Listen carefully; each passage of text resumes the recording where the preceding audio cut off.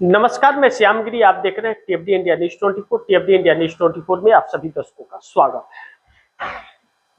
India ने रचा चक्रव्यूह। इंडिया ने रचा चक्रव्यूह। पीएम मोदी फंस गए जाल में।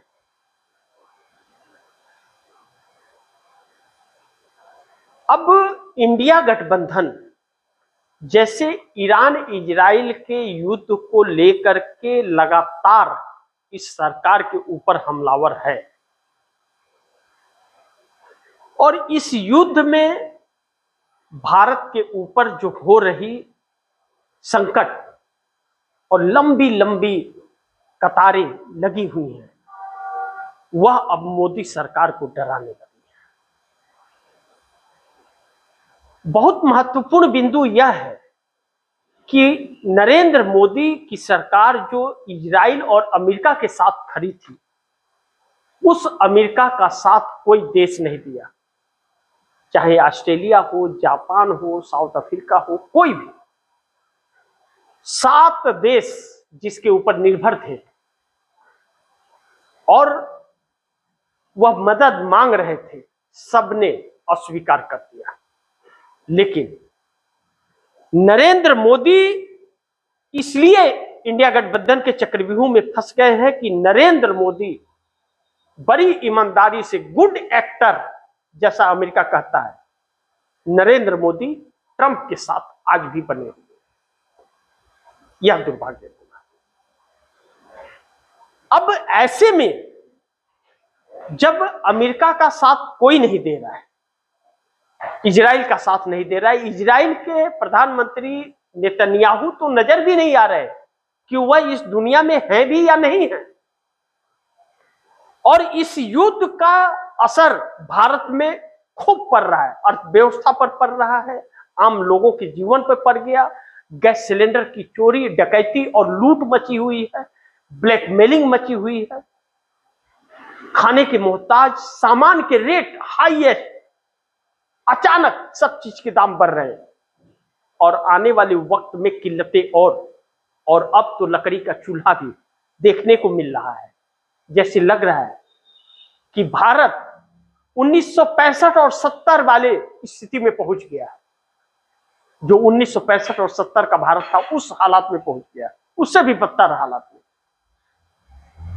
तो फिर नरेंद्र मोदी के सामने कोई रास्ता नहीं है और न तो कोई ऐसी व्यवस्था है जिससे इस देश को वह बचा सके।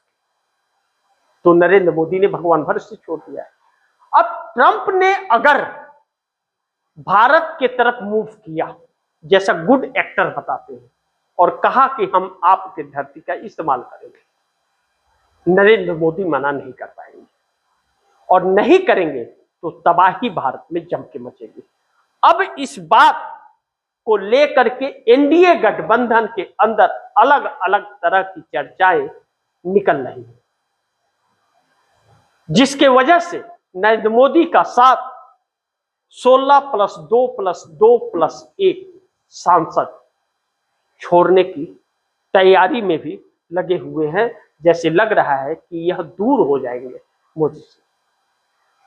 चंद्रबाबू नायडू के 16, 2 पवन कल्याण के, 2 जयंत चौधरी या 1 अनुप्रिया पटेल।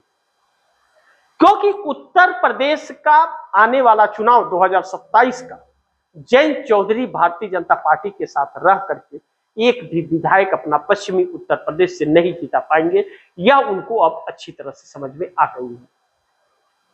क्योंकि जिस पश्चिमी उत्तर प्रदेश से जयंत चौधरी आते हैं, वहां किसान, जाट और मुस्लिम बहुमूल्य क्षेत्र है और तीनों वर्ग जयंत चौधरी के खिलाफ और कांग्रेस और समाजवादी पार्टी को सपोर्ट कर रहा है।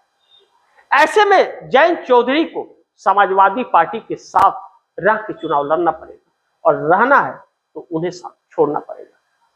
अनुप्रिया पटेल जो समाजवादी पार्टी के साथ मिलकर के उनकी पार्टी चुनाव लड़ती थी, वह भारतीय जनता पार्टी के साथ सीटें जीत पाएंगे, इस बात की गारंटी उन्हें नहीं लग रहा है। वह अपनी पार्टी की इकलौती है। पवन कल्याण वहीं रहेंगे जहां चंद्रबाबू नायडू रहेंगे। तो यह सांसद दूर जाते हुए नजर आ रहे हैं। सवाल यह है कि ये सांसद हो जाएंगे दूर मोदी से आने वाले वक्त में। क्योंकि अब कुछ कहा नहीं जा सकता। अब परिस्थितियां अलग परिस्थिति जन्म ले रही है। मोदी सरकार चुनाव जीतने के लिए पश्चिम बंगाल और असम के लिए जी तोड़ मेहनत तो कर रही है, चुनाव आयोग की मदद से सरकार बनाने की भी स्थिति में आती हुई नजर आ रही है। ममता बनर्जी बहुत कोशिश कर रही है और इंटरनल सर्वे के अनुसार तो ममता बनर्जी सरकार बना लेंगे, और ममता बनर्जी जिस तरह से काम की है उससे भी ममता बनर्जी सरकार बना लेंगे। लेकिन ममता बनर्जी लाचार है कि उनके 70 लाख तकरीबन वोट कट गए हैं, और जो पैसे की खरीद फरोख्त होगी ममता बनर्जी उतना खर्च नहीं कर पाएंगे, और उन्हें रोकने के लिए चुनाव आयोग है, लेकिन भारतीय जनता पार्टी को रोकने के लिए कोई नहीं है पश्चिम बंगाल और असम में। ऐसे में भारतीय जनता पार्टी ने अगर पश्चिम बंगाल के अंदर अपनी सरकार बना ली तो ममता बनर्जी की राजनीति खत्म हो जाएगी। फिर पश्चिम बंगाल के अंदर ममता बनर्जी नहीं आ पाएंगी। जो भी पश्चिम बंगाल में सत्ता से गया वह दोबारा लौट करके पश्चिम बंगाल में सत्ता में नहीं आया है। यह पश्चिम बंगाल का इतिहास है आज तक, चाहे लेफ्ट हो, चाहे ममता हो, चाहे कांग्रेस हो, जिसकी सत्ता गई उसकी सत्ता दोबारा नहीं आएगी। अब ऐसे में ममता बनर्जी के लिए चुनौती तो है ही, लेकिन जो चक्रव्यूह रचा जा रहा है जनता के पास सीधे इन सभी चीजों को पहुंचाने का, उसमें इंडिया गठबंधन अब कहीं न कहीं सफल होता हुआ नजर आ रहा है, और नरेंद्र मोदी उस चक्रव्यूह में फंसते हुए नजर, उसका तोड़ नरेंद्र मोदी के पास नहीं है। और इंडिया गठबंधन के अंदर सबसे ज्यादा राहुल गांधी की बातें जनता सुन रही है, और राहुल गांधी को जनता सलाखों पर ले रही है, और राहुल गांधी को लगातार बदनाम करने की, उन्हें नीचा दिखाने की कोई भी कसर भारतीय जनता पार्टी नहीं छोड़ रही है। लेकिन फिर भी भारतीय जनता पार्टी थूक करके चाटती हुई नजर आती है, खुद के जाल में फंस जा रही है। ऐसे में इंडिया को साथ मिलेगा एनडीए के 16+2+2+1 सांसदों का, यह एक बड़ी महत्वपूर्ण सवाल उठ खड़ा हुआ है। अगर यह मिल गया तो फिर नरेंद्र मोदी की सरकार गायब हो जाएगी। इंडिया गठबंधन की सरकार बन पाएगी कि नहीं यह बात अलग की बात है, लेकिन नरेंद्र मोदी की सरकार गायब हो जाएगा। और नरेंद्र मोदी सरकार मध्यवर्ती चुनाव में जाने की पूर्ण तैयारी में है, क्योंकि उसे मालूम है कि कभी न कभी 29 तक यह सरकार नहीं चल पाएगी। एनडीए गठबंधन में टकराव जो चल रहा है वह दरार पैदा होगा और वह अलग थलग पड़ेगी, क्योंकि चंद्रबाबू नायडू को अब संभाल नहीं पा रही है भाजपा, इसीलिए अलग अलग तरीके से वह हैंडल कर रही है। लेकिन जो अमेरिका बैकफुट पर आ गया और अमेरिका के कहे अनुसार मोदी काम कर रहे हैं, इंडिया गठबंधन ने उस दुखती नस को पकड़ लिया है और बार बार उसको चर्चा में ला रही है। राहुल गांधी बार बार एप्स्टीन, जनरल नरवरे, अमेरिकी ट्रेड डील, ईरान इजराइल बार बार लेकर के अपने बयानों में आ रहे हैं, पार्लियामेंट के अंदर भी और सड़कों पे भी। और यह दुखती नस भारतीय जनता पार्टी का है, जिसको दबा रहे, जिसके ऊपर भारतीय जनता पार्टी को कोई समर्थन नहीं करेगा, सहयोगी दल भी नहीं। इसके लिए चंद्रबाबू नायडू बड़ी असमंजस परिस्थिति में है। अब ऐसे में इंडिया गठबंधन ने अगर अविश्वास प्रस्ताव ला दिया मोदी सरकार के खिलाफ, जो अभी ओम बिरला के खिलाफ आया था, चुनाव आयोग ज्ञानेश कुमार के खिलाफ महाभियोग आ गया है, और नरेंद्र मोदी के खिलाफ अविश्वास प्रस्ताव आ जाए, तब तो नरेंद्र मोदी को पार्लियामेंट में भी आना पड़ेगा। और नरेंद्र मोदी पार्लियामेंट से भाग रहे हैं। नरेंद्र मोदी को पार्लियामेंट में लाने के लिए और सवालों का जवाब पूछने के लिए अविश्वास प्रस्ताव इंडिया गठबंधन के लिए जरूरी हो गया है, और इसी चक्रव्यूह के अंदर मोदी सरकार फंसती हुई बुरी तरह से नजर आ रही है। और यह जो 21 सांसद है, यह 21 सांसद इनके पक्ष में नजर नहीं आएंगे। आने वाला वक्त क्या होगा यह तो वक्त बताएगा, लेकिन मोदी पर दबाव जो है वह बढ़ने लगा है। इसीलिए मोदी सरकार मध्यवर्ती चुनाव की तरफ जाने की तैयारी में। अब ईरान इजराइल के इस युद्ध के अंदर जिस तरह से सरकार फंस गई है और देश की अर्थव्यवस्था चरमरा रही है, शेयर मार्केट पूरी तरह से क्रैश है, असमंजस की परिस्थिति है। मोदी को कुर्सी जरूरी है, कुर्सी अगर गई तो कुछ भी हो सकता है।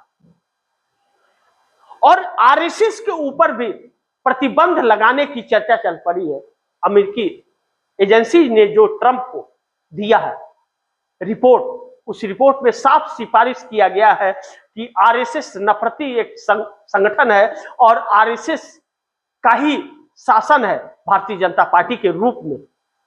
इसके ऊपर प्रतिबंध लगा दिया जाए और अमेरिका के लिए इसे वीजा न दिया जाए, आने से प्रतिबंध लगा दिया जाए, आरएसएस की संपत्ति को जब्त कर लिया जाए। भारत में लोकतंत्र के जड़ों को दीमक की तरह चाट रही है। यह बात और उमर खालिद की बात की चर्चा उस रिपोर्ट में है और यह बात सच है कि जो उसमें रिपोर्ट में है वह हमारे देश में होता है। गौ रक्षा के नाम पर मुस्लिमों को पीटा जाता है, क्रिश्चियन को परेशान किया जाता है, जाति परिवर्तन के लिए, जाति धर्म परिवर्तन के लिए उन्हें प्रताड़ित किया जाता है, या अलग अलग तरह की हर बातें उठती रहती हैं। ऐसे में अमेरिका भारत को कहता है कि गुड एक्टर, नरेंद्र मोदी सरकार को वो गुड एक्टर है, हम जो बोलते हैं तुरंत एक्टिव हो जाता है करने के लिए। तो आरएसएस पर अगर प्रतिबंध लगाने के लिए बोल दिया तो नरेंद्र मोदी क्या कर पाएंगे? और आरएसएस खत्म हुआ तो नरेंद्र मोदी भी खत्म हो जाएंगे। एक ऐसी चक्रव्यूह में फंस गए हैं कि इधर इंडिया गठबंधन जनता के बीच में, हर कोई जनता, एक एक बच्चा जान गया है कि चुनाव आयोग चोर है। जनता जान गई है कि यह जनता के वोट से चुनी हुई सरकार नहीं है।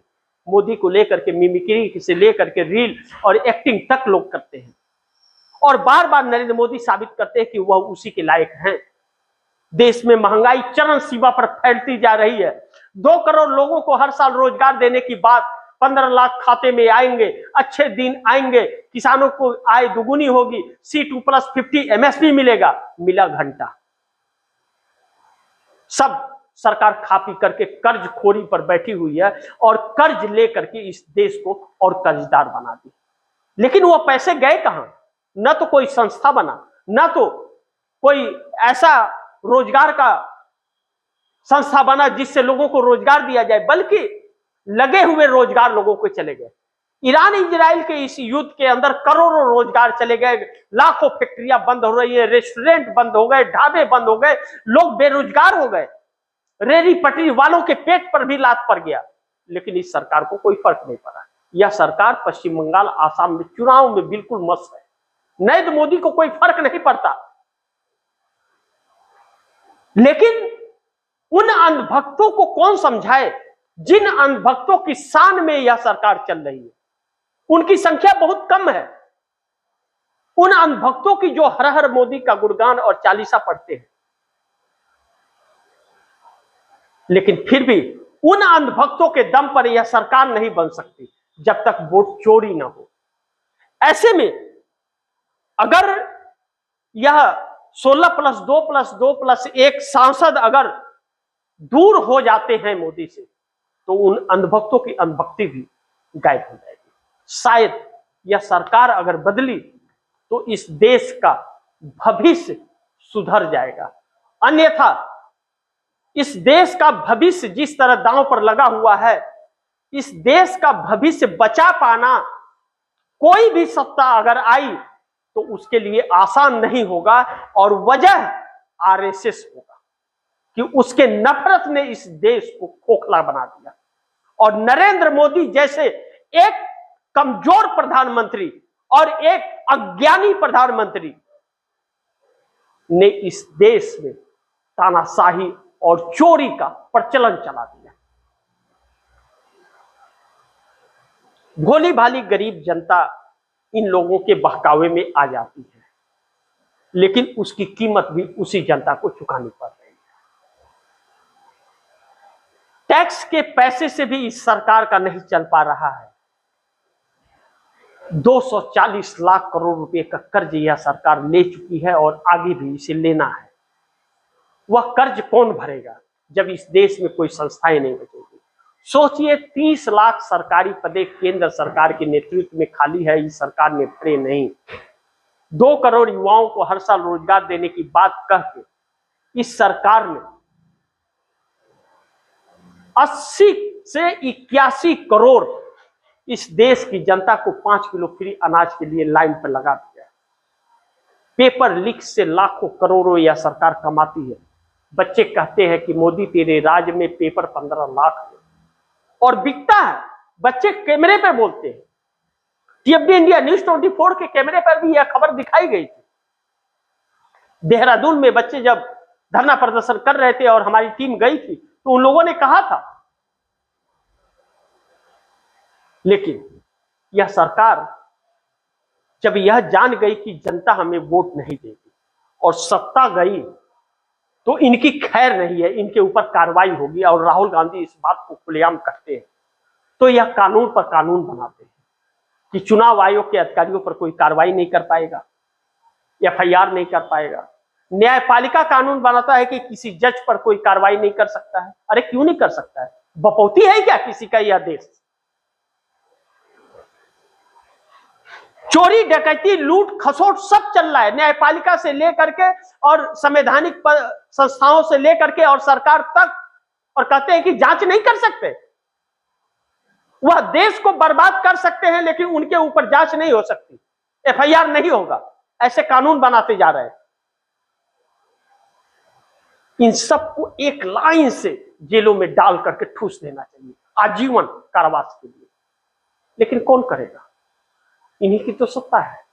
आरएसएस ने न्यायपालिका से लेकर के शैक्षिक संस्थाओं, शिक्षित संस्थान हुए या सरकार हुए या संवैधानिक संस्थान हुए या प्रशासन हुए, सब में अपनी पैठ बना ली है। सब में पैठ बना ली है। कोई भी सुरक्षित नहीं है। तो पूरी जगह तो कब्जा कर लिया, ऊपर से नीचे तक सभी को बदलना पड़ेगा। राहुल गांधी ने इस बात का उल्लेख पार्लियामेंट में किया था और यह सरकार भी जानती है, मोदी भी जानते हैं कि जिस दिन सत्ता गया तो नकाब के पीछे जो काला चेहरा है वह खुल करके देश के सामने आ जाएगा। ट्रंप के कदमों में झुका नरेंद्र मोदी एक कमजोर प्रधानमंत्री के रूप में इतिहास के काले पन्नों में लिखा जाएगा, जो इस देश को गुलाम बना दिया। बाकी आप दर्शक क्या चाहते हैं, आप दर्शक क्या सोचते हैं, या कमेंट बॉक्स में दीजिएगा। इस खबर को ज्यादा से ज्यादा शेयर कीजिएगा, अपने दोस्तों को भी कहिएगा आगे शेयर करें। आपने अगर टीएफडी इंडिया न्यूज 24 को सब्सक्राइब नहीं किया, सब्सक्राइब कर लीजिए, अपने दोस्तों को भी कहिएगा सब्सक्राइब करें। मिलते हैं अगली खबर के साथ, तब तक के लिए नमस्कार।